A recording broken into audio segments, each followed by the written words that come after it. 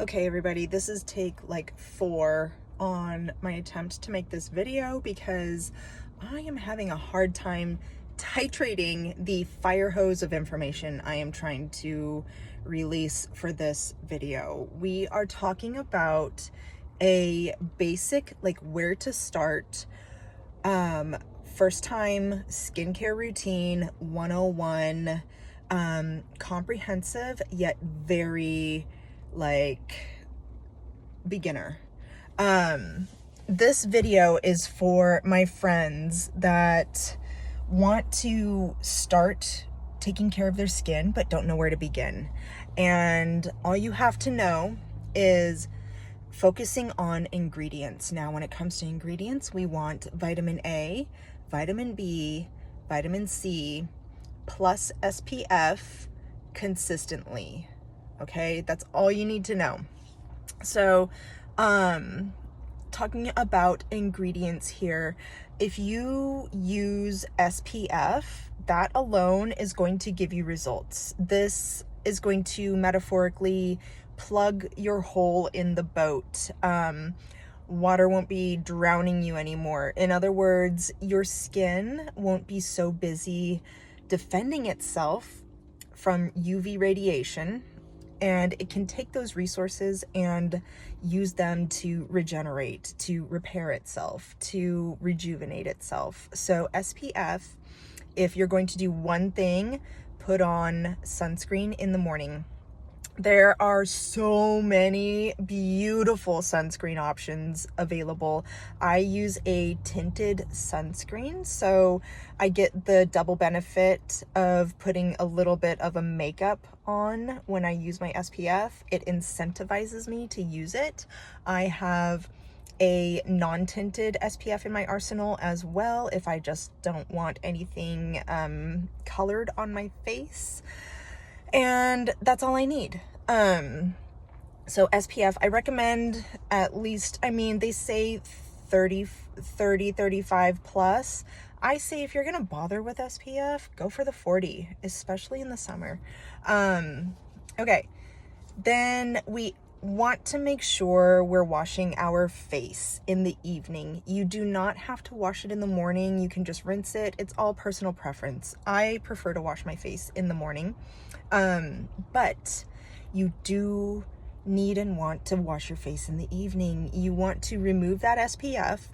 You want to remove any buildup, any pollution that is going to oxidize on your face if you don't remove it. And so it can cause an inflammatory cascade if you don't get rid of the buildup on your skin. And yet again, here we are with the concept, your skin will be busy defending itself from those pollutants rather than repairing itself at night. So nighttime, wash your face. Then we have our vitamin A. Vitamin A is the #1 pillar when it comes to active ingredients in skincare. It has been deeply researched. It is the only ingredient that is approved by the FDA for the treatment of wrinkles. So vitamin A is the retinoid family, and you can get it in prescription form, which is retinoic acid. It's going to be really potent, which is what you want. You want changes to happen in your skin from this product. You will need to break in, some people need to break in slowly with this ingredient and introduce it like every other day. I know my mother, I set her up with a over-the-counter 0.2 retinaldehyde, and she was using that every single night, from nothing at all to that every night, and she did just fine. She's in her 60s, and it has worked wonders for her skin. Okay, so vitamin A, we're going to apply that at night because it is a sensitive ingredient, and when exposed to sunlight, it can break down. So it is light sensitive, and you want to put that on at night so it does its work and it's not inoculated by the UV. Vitamin B. B is for barrier. Now, vitamin B does a whole bunch of things for your skin. It fortifies its ceramide content. So ceramides are the little lipids that hold your skin together. It's really what makes your skin like waterproof, so to speak. Like, it traps the moisture in. It also modulates oil production. So over long-term use, vitamin B will help minimize the appearance of your pores. Vitamin B is going to soothe your skin and give it the tools it needs to keep up with the new actives you're putting on your face. So vitamin A, I mentioned, can be irritating if you go too hard too quickly. And then vitamin C is also one of those ingredients that you want to introduce gradually. So vitamin B is going to allow you to give your skin more actives that create changes without pushing it too far to where it's irritated. Just remember, B is for barrier, and by definition, your skin is a barrier, and you cannot have healthy skin without having a healthy barrier. Okay, moving on to vitamin C. L-ascorbic acid specifically is what you want to look for. If that is too irritating, the other form that is really nice is THD. So tetrahexyldecyl ascorbate is the name of that other form. Basically, vitamin C is for collagen. This ingredient will help prevent the breakdown of collagen, and in addition to that, it's a cofactor for building collagen. So here we are with this double-edged sword. This antioxidant is preventing your collagen breakdown. It is boosting your sunscreen because your sunscreen does not oxidize as quickly when you layer it on top of vitamin C. And it's turning around and helping you build collagen. So that is why vitamin C is so important. And specifically the L-ascorbic acid. Now, if that is a little too irritating on your skin, you can back off the percentage, or you can go to the THD form. Now, consistency. Let's talk about consistency. You can get a facelift, and the fully realized results of that facelift will not be apparent until a full year after. So even the most dramatic of a procedure is not going to be an overnight success. You need to really give your skin a chance to realize the changes that are happening in it.